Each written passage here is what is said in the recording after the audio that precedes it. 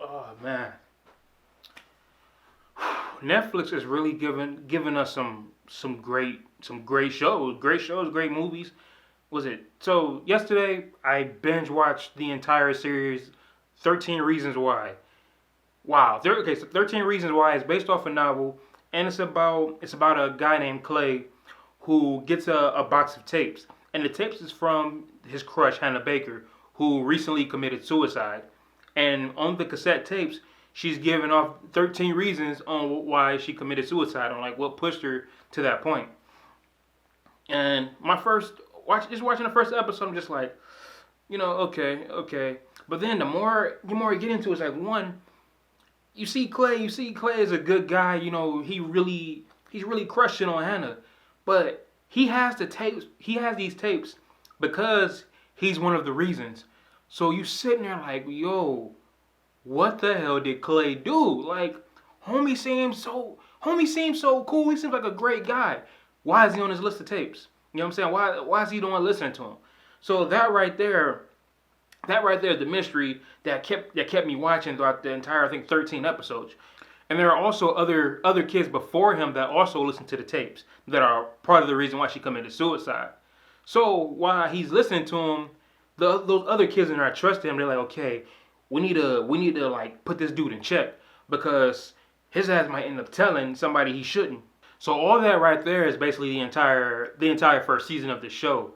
But the show was like really great. Like a lot of the subjects and topics that they brought up in the show, it's like I've seen that in high school. Like I've seen bullying. I've seen girls getting harassed and everything, and it's just like it's fucked up. So to see that on there, it's like holy shit, man. It's like it's really like it was like that then when I was in school, and it's like that now. I'm saying like when I was in school, like I'm fucking 40, and it's funny. Like even if you wasn't part of the problem, like not bullying, harassing, just standing by and not doing something, it's also not helping. It's also like part of the problem, which is crazy. But while watching, I love the moments between Clay and Hannah, and it's like, oh my god, are they gonna get together? Aren't they? It's like, yeah, I was acting like a female, like, oh my god, what's gonna happen? Are they gonna kiss? And I'm just sitting there thinking, like, oh my god, I really want them to be together. But then when we go from like a good happy moment, it switches back over to the present time when she's dead and Clay is listening to the tapes, and you're like, holy shit, I forgot she's dead. They can't get together. Like that time has passed. It's over. And that's what makes the show like really sad because it's hella depressing, and there is no hope at the end. It's like, dude, she's dead. Like it's like what else is there to do? But him listening to the tapes, going to all the places that she talks about because she even like drew up a little map for him, which is cool. So every time she like, oh yeah, I went to that burger place, and he'll pop up there, which is funny because the entire time the actor he has this face, and it's just so. This is the park where I had my first kiss.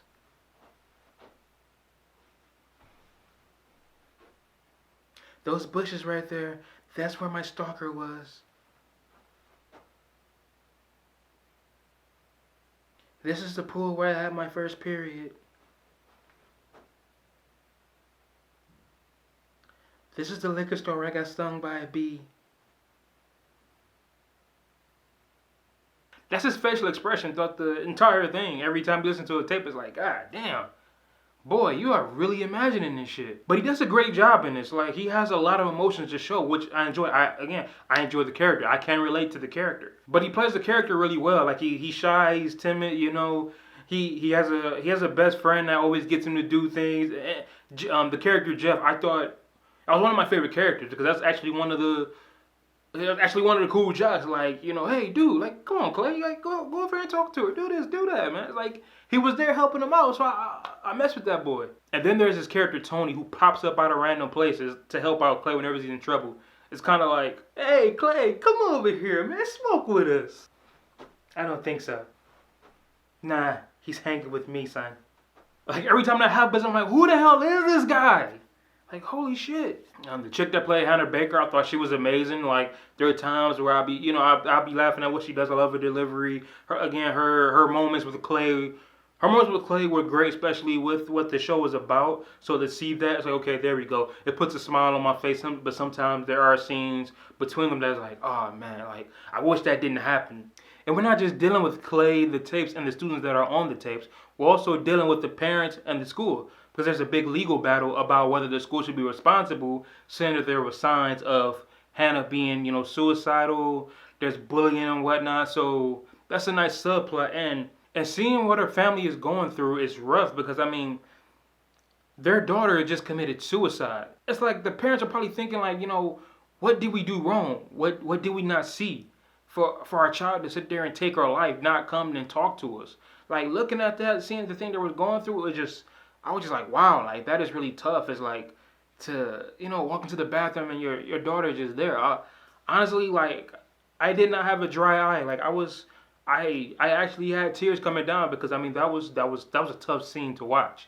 I'm surprised they actually put that scene in there. I was like, wow, that's gutsy, but it's like, fuck. I mean, that's how it is, and it sucks that it's like that. Some people feel like they have to take their lives, to get away from the problem. But the way they ended it, if you read the novel, they ended the same way.